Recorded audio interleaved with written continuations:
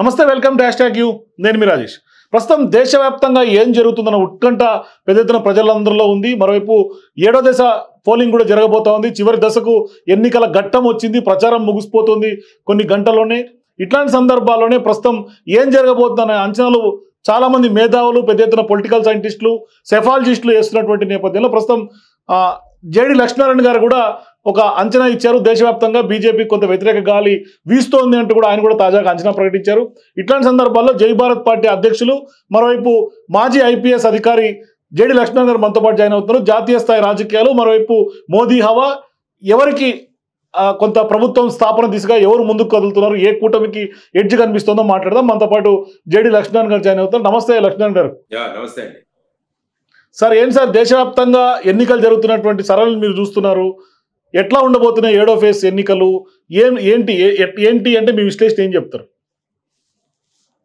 Actual గా ఏంటంటే percentage of voting తీసుకుంటే పెద్దగా దేశవ్యాప్తంగా చూస్తే అంతగా పెరిగినట్టు అనిపించట్లేదు. కొన్ని రాష్ట్రాల్లో తప్ప మిగతా రాష్ట్రాల్లో ముఖ్యంగా పర్సెంటేజ్ ఆఫ్ ఓటింగ్ అంత గణనీయమైన మార్పు లేదు. ఇది ఒక అంశం మనము గుర్తించాల్సింది. రెండవది వచ్చేసి కేంద్రంలో ఉన్న ప్రభుత్వం 10 సంవత్సరాలు పూర్తి చేసుకుంది. కాబట్టి జనరల్ గా 10 సంవత్సరాల తర్వాత కొద్దిగా యాంటీ ఇన్కంబెన్సీ అన్నది ఒకటి ఉంటుంది.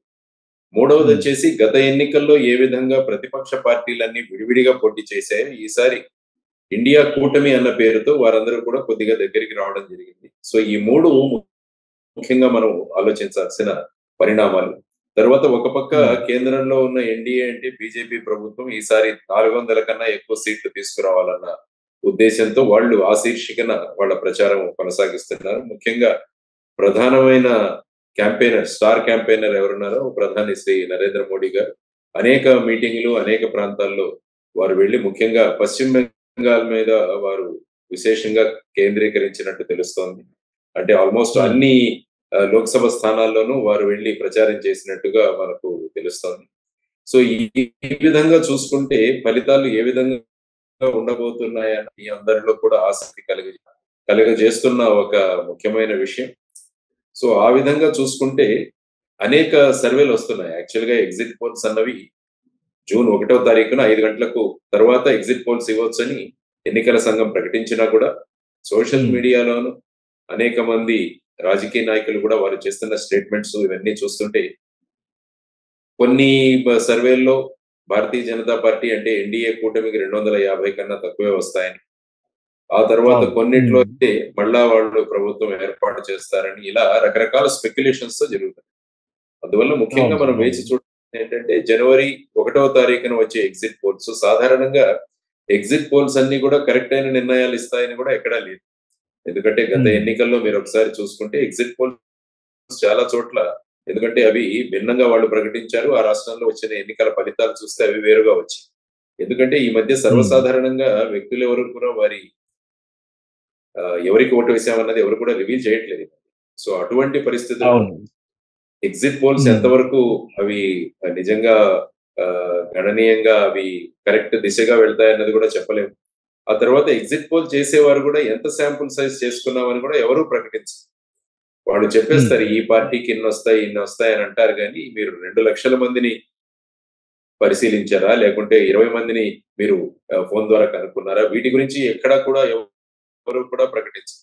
కాబట్టి ఇటువంటి పరిస్థితుల్లో మనం 4వ తారీఖు వరకు వెయిట్ చూస్తే నిజమైన ఫలితాలు ఏంటి అన్నది తెలుస్తాయి. లేకుంటే ఇవన్నీ కూడా స్పెక్యులేషన్స్, ఆ తర్వాత వీటి మీద బెట్టింగులు, ఇవన్నీ కూడా ప్రధానంగా ఈ సోషల్ మీడియాలో వచ్చేవన్నీ కూడా బెట్టింగులకు దోహదం చేస్తున్నాయి తప్ప నిజంగా అక్కడ ఏమవుతుందన్న పరిస్థితిని ఎవరు కూడా సైంటిఫిక్ గా కూడా ఎక్స్ప్లెయిన్ చేయలేకపోతున్నారు. ముఖ్యంగా ఈ ఎన్నికలు 2024 ఎన్నికల్లో, ఎందుకంటే అన్ని పార్టీలు కూడా వాళ్ళు విజయం సాధించాలన్న దీక్షతో వెళుతున్నారు. అన్ని పార్టీలు కూడా చాలా విస్తృతంగా క్యాంపెయిన్ చేశారు. కాబట్టి ప్రజలు కూడా ఏ విధంగా మొగ్గు చూపుతున్నారు అన్నది కూడా వేసి చూడాల్సిన అంశం. ఎందుకంటే కాంగ్రెస్ కానీ ఇవాళ కాదు లక్ష్మణ్ గారు, బలంగా నార్త్ లో కూడా కొంత బీజేపీకి వ్యతిరేక గాలి బలంగా వీస్తోంది అనే ఒక చర్చలు బాగా జరుగుతున్నాయి. మొదటి ఫేజ్ నుంచి చివరి ఫేజ్ దాకా చూసుకుంటే కనుక గణనీయంగా బీజేపీ డౌన్ఫాల్ ఉంది అనే ఒక అంచనా కూడా ప్రధానంగా వినిపిస్తుంది. దాన్ని మీరు ఎట్లా విశ్లేషిస్తారు సార్? అంటే ముఖ్యంగా భారతీయ జనతా పార్టీ మిగతా పార్టీలతో దక్షిణాదిలో చేసుకున్న పొత్తులు ఇవి చూస్తుంటే దానిలో కనిపిస్తుంది. ముఖ్యంగా ఆంధ్రప్రదేశ్ లాంటి రాష్ట్రంలో వారు తెలుగుదేశం మరియు జనసేనతో పొత్తు పెట్టుకోవడం ఇది కూడా ఒకటి గమనించాల్సిన అంశం. అంటే మీరు అన్నట్టు ఉత్తర భారతదేశంలో ఏదైనా ఓట్లు తగ్గితే వాటిని సీట్లు తగ్గితే వాటిని దక్షిణ భారతదేశం నుంచి వాటిని వాటిని కవర్ చేయాలి, లేకుంటే వాటిని ఆ విధంగా మనం ఇక్కడ సమకూర్చుకోవాలన్న ఉద్దేశంతో వెళుతున్నట్టుగా అనిపిస్తుంది.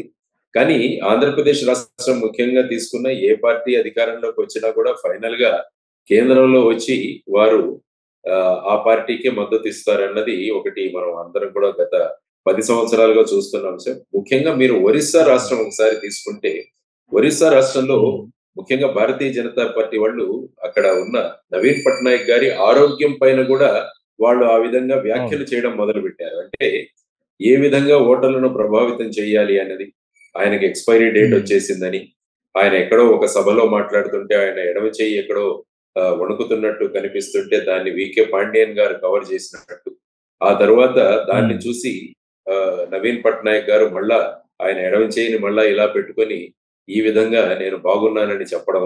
అంటే ప్రచారంలో ఏ స్థాయికి దిగజారిపోతున్నారు అంటే ఏదో విధంగా ప్రభావితం చేసి ఏదో ఒక విషయాన్ని బయటికి తీసుకొచ్చి దాని ద్వారా ఎన్నికలను ప్రభావితం చేసి ఓట్లు తీసుకురావాలి, సీట్లు తీసుకురావాలన్న డెస్పరేషన్ అంటాం.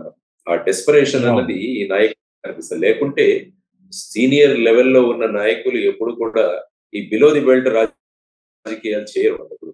అంటే ఈ విధంగా వ్యక్తిగత స్థాయికి వచ్చి ఆ విధంగా విమర్శలు చేయడం అన్నది సజాసజిగా మనం చూడం. ఆ తర్వాత మత ఉచ్చారణ కూడా చాలా చోట్ల జరిగింది. Including election commission of India వారు భారతీయ జనతా పార్టీ అధ్యక్షులు జేపీ నడ్డా గారికి నోటీసులు ఇవ్వడం కూడా జరిగింది. అనేక విషయాలలో ఈ మతాల వారుగా ప్రజల్లో విభజన తీసుకురావడానికి కూడా ప్రయత్నాలు ముమ్మరంగా జరిగాయి. దీంట్లో అది కూడా స్టార్ క్యాంపెయినర్స్ నుంచి జరిగింది. దాంట్లో చూస్తుంటే ఎందుకంటే కాన్ఫిడెన్స్ ఉన్నప్పుడు ఏంటంటే ఇటువంటి విషయాలు జనరల్ గా టచ్ చేయరు. ఎప్పుడైతే మనకు ఈ విధంగా ఓట్లు సీట్లు రావేమో అన్న భయం ఉన్నప్పుడు, అందుకనే వారు అన్నారు, ప్రజలు ఏవైనా విషయాలు మిమ్మల్ని అడిగితే వెంటనే మతాన్ని ముందుకు తీసుకురండి అంటాడు. పాతకాలంలో అరిస్టాటిల్ వీళ్ళ పాలిటిక్స్ మనం చూస్తే వాళ్ళు అంటారు. అందువల్ల ప్రజలు ఏ విధంగా కూడా అభివృద్ధి విషయాల గురించి మాట్లాడకుండా వీటిని ఈ విధంగా మత విభేదాలు ఇవన్నీ తీసుకురావడం. తర్వాత ముఖ్యంగా భారతదేశం ఎదుర్కొంటున్న నిరుద్యోగ సమస్య అన్నది చాలా ముఖ్యమైనది. నిరుద్యోగ సమస్య గురించి ఎవరూ మాట్లాడారు. ఎందుకంటే గత ఎన్నికల్లో సంవత్సరానికి సుమారుగా 2 కోట్ల ఉద్యోగాలు సృష్టించామని ఎన్డీఏ ముఖ్యంగా నరేంద్ర మోడీ గారు మాట్లాడడం జరిగింది. కానీ ఈ 2 కోట్ల ఉద్యోగాలు పర్ ఇయర్ చేశారా లేదా అన్నది కూడా ఎక్కడా కూడా వాటి గురించి మాట్లాడడం లేదు. ఆ తర్వాత మీరు చూస్తే మొన్నటికి మొన్న రష్యన్ ఆర్మీలో చేరిన మన 2 భారతీయులు వాళ్ళు ప్రాణాలు కోల్పోయారు. ఒక అబ్బాయి సూరత్ నుంచి, ఇంకొకరు తెలంగాణ. అంటే హైదరాబాద్ డెడ్ బాడీ కూడా వచ్చింది. హైదరాబాద్ డెడ్ బాడీ కూడా వచ్చింది మీకు తెలుసు. అంటే ఈ విధంగా నిరుద్యోగ సమస్యను ఎదుర్కోవడానికి యువతరం ఫైనల్ గా రష్యన్ ఆర్మీలో కూడా జాయిన్ అయ్యేంత స్థితికి వెళ్ళిందండి. ఆ తర్వాత మొన్న ఎక్కడో చదువుతున్నాను 21-22లో 35,000 నాన్ టెక్నికల్ రైల్వే పోస్టుల ప్రకటన ఇస్తే 1,25,00,000 మంది అప్లై చేశారని విన్నాను.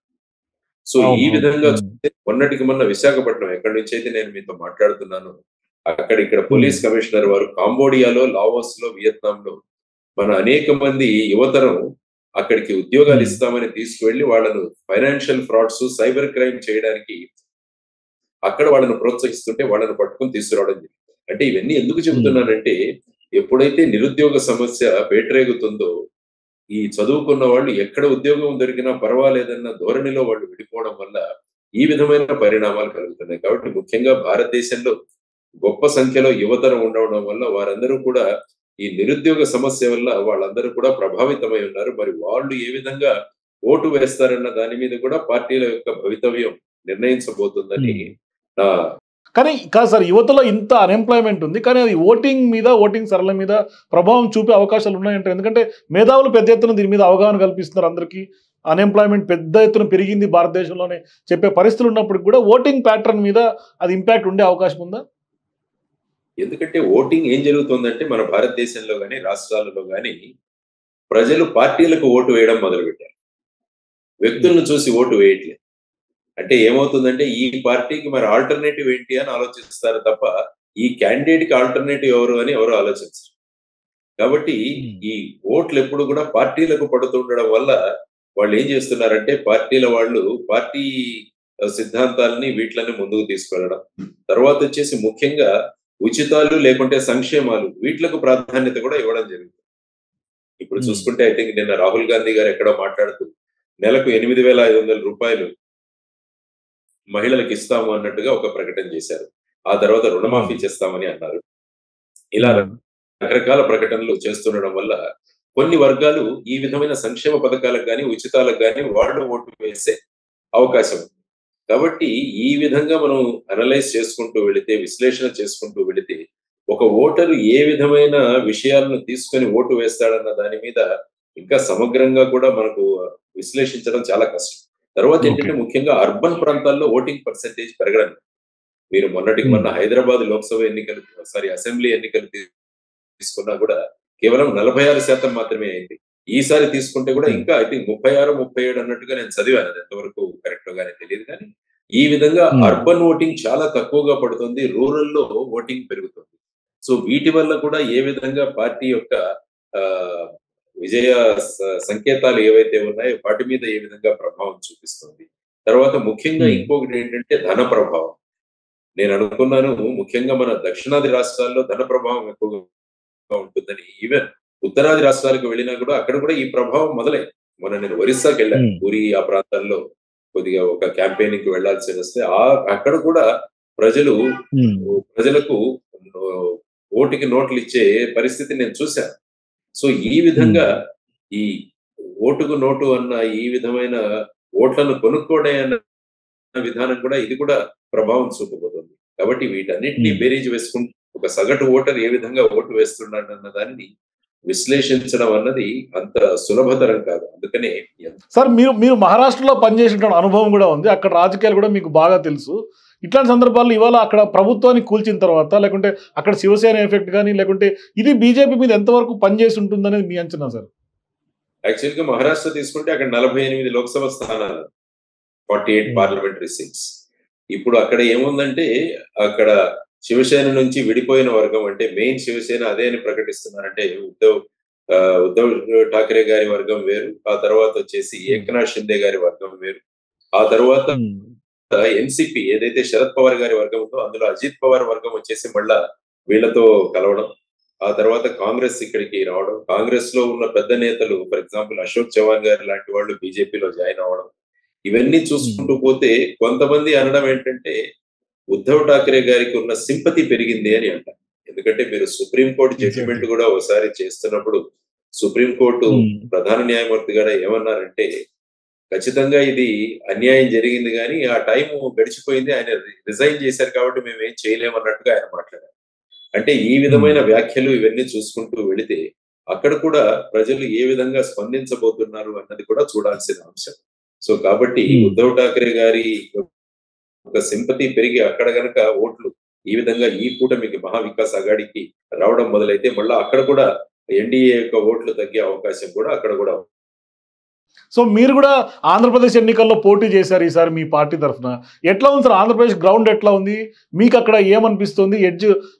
అంటే కూటమి ఏదైతే ఎన్డీఏ కూటమి ఫామ్ చేసే అవకాశాలు ఉన్నాయా ప్రభుత్వాన్ని, లేకుంటే మరోసారి వైసీపీ వచ్చే అవకాశం ఉందా? మీ విశాఖపట్నంలో పోలింగ్ ఎట్లా జరిగింది, అక్కడ అంచనా ఏంటి సార్?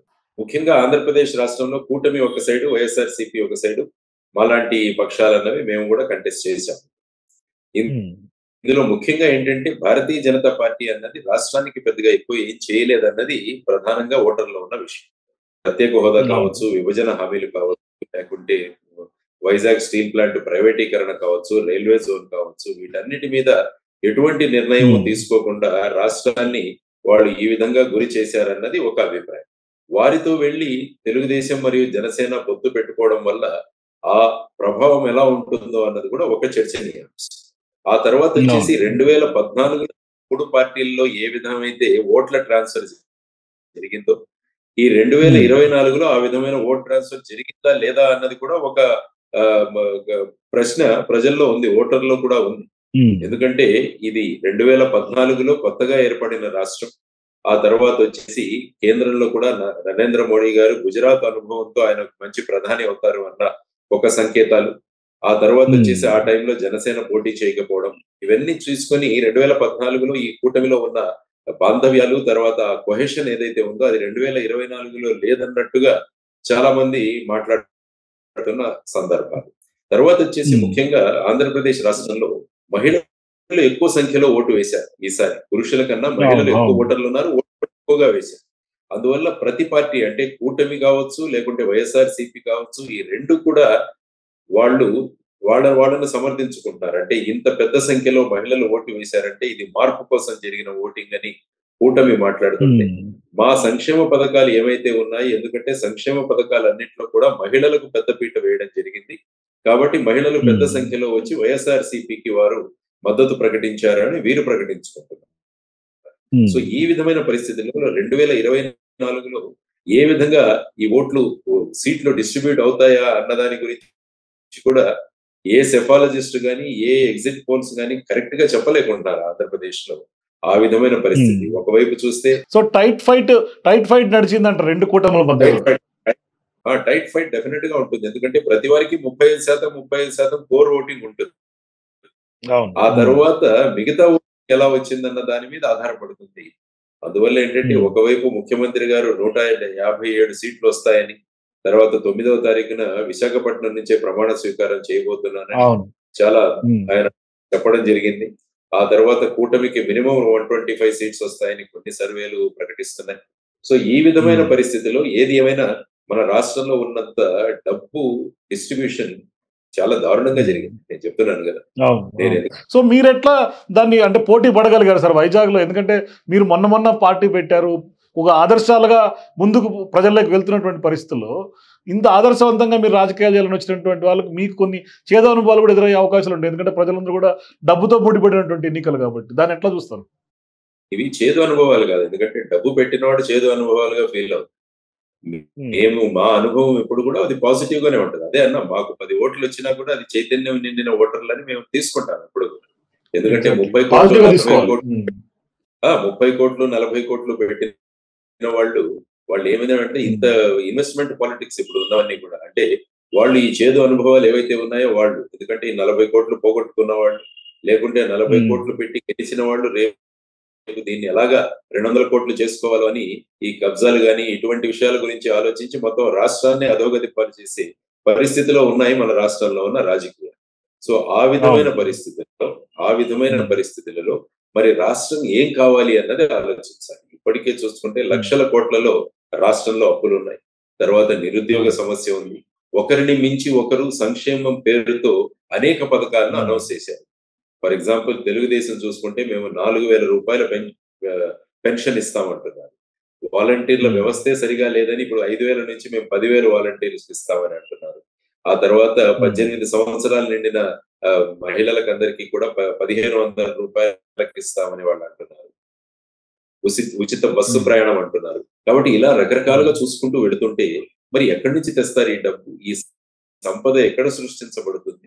మరి ఇవన్నీ కూడా రాష్ట్రం ముందున్న ప్రధానమైన సమస్య. కానీ ఈ పార్టీలు ఏవి కూడా వాటి గురించి ఆలోచించకుండా కుర్చీ మీద కూర్చోవాలి ఎలాగైనా, ఆశతో కుర్చీ మీద కూర్చోవాలి అన్నాడు. అనే ఒక మహానుభావుడు చెప్పాడు, ఆశతో ఉన్నవాడికి అధికారం ఇస్తే వాడు దోచుకుంటాడు, ఆశయంతో వచ్చిన వాళ్ళకి అధికారం ఇస్తే వాళ్ళు అభివృద్ధి చేసి చూపిస్తారు. ఇప్పుడు మనకున్న ప్రధానమైన సమస్య రాజధాని సమస్య. అమరావతి రాజధాని ఏమైంది? ఈ రోజు పేపర్లో చూస్తే అక్కడ ఉన్న మిగతా స్క్రాప్ ఇవన్నీ కూడా తీసుకెళ్లిపోతున్నారు. అంటే మళ్ళా ఈ అమరావతిని రాజధానిగా నిర్మించడానికి ఫండింగ్ ఎక్కడి నుంచి వస్తుంది? ఎవరు ఇన్వెస్ట్మెంట్లు పెడతారు? ఇవి చూడాలి. తర్వాత వైజాగ్ స్టీల్ ప్లాంట్ పరిస్థితి, విభజన హామీలు, మన బుందేల్ఖండ్ ప్యాటర్న్ లో రాయలసీమకు తర్వాత ఉత్తరాంధ్రకు డబ్బులు ఇస్తామన్నారు. వాటి గురించి కూడా ఏమీ మాట్లాడలేదు. తర్వాత దుగ్గిరాజపట్నం, రామాయంపట్నం పోర్ట్ల పరిస్థితి ఏంటి? తర్వాత కడప స్టీల్ ప్లాంట్ ఏంటి? తర్వాత ఉమ్మడి రాజధాని హైదరాబాద్ యొక్క పరిస్థితి ఏంటి? జూన్ 1 అంటే ఎల్లుండికి 10 సంవత్సరాలు పూర్తయితోంది మనకు విభజన చట్టం వచ్చి. ఆ చట్టంలో సెక్షన్ 5 ప్రకారం 10 సంవత్సరాల తర్వాత హైదరాబాద్ అన్నది కేవలం తెలంగాణ రాజధానిగా మాత్రమే ఉండబోతోంది. మరి ఈ 10 సంవత్సరాల్లో మనకు రాజధానే లేదు. మరి ఈ సందర్భంగా కేంద్ర ప్రభుత్వం ఏదైనా చొరవ చూపిస్తుందా? లేకుంటే రాష్ట్రపతి గారు ఏదైనా ఆర్డినెన్స్ ఇష్యూ చేస్తారా? ఈ పీరియడ్ ఇంకా కొంతసేపు ఎక్స్టెండ్ చేస్తే ఆంధ్ర మరియు తెలంగాణ మధ్య ఆస్తుల వాటాల విభజన ఇంకా కూడా పూర్తిగా కాలేదు. తర్వాత కృష్ణా గోదావరి నదీ జలాల పంపిణీని కూడా ఇంకా పూర్తి కాలేదు. సివిల్ సర్వెంట్స్ యొక్క డిస్ట్రిబ్యూషన్ కూడా ఇంకా పూర్తి కాలేదు. సో ఇటువంటి పరిస్థితులలో మరి హైదరాబాద్ పరిస్థితి ఏంటి అన్నది కూడా మనం ఆలోచించాలి. కాబట్టి సో చివరిగా సార్ ఓవరాల్ గా చూసుకుంటే చివరిగా ఓవరాల్ గా మొత్తం దేశవ్యాప్తంగా ఎన్నికలు చూస్తుంటే ఇండియా కూటమికి వర్సెస్ ఎన్డీఏ వర్సెస్ లో ఎన్ని సీట్లు ఎవరికి వచ్చే అవకాశం ఉంది? మీ అంచనా ఏంటి సార్ ఫైనల్ గా? అది it is very difficult to say. ఎందుకంటే బేసిక్ గా కేంద్రంలో జరిగే ఎన్నికల్లో కూడా కూటమి యొక్క ప్రధానమంత్రి ఎవరు అని అడుగుతుంది. ఎందుకంటే ఏ విధంగా అయిపోయిందంటే రాజకీయాలు ఇండియా లెవెల్లో చూస్తే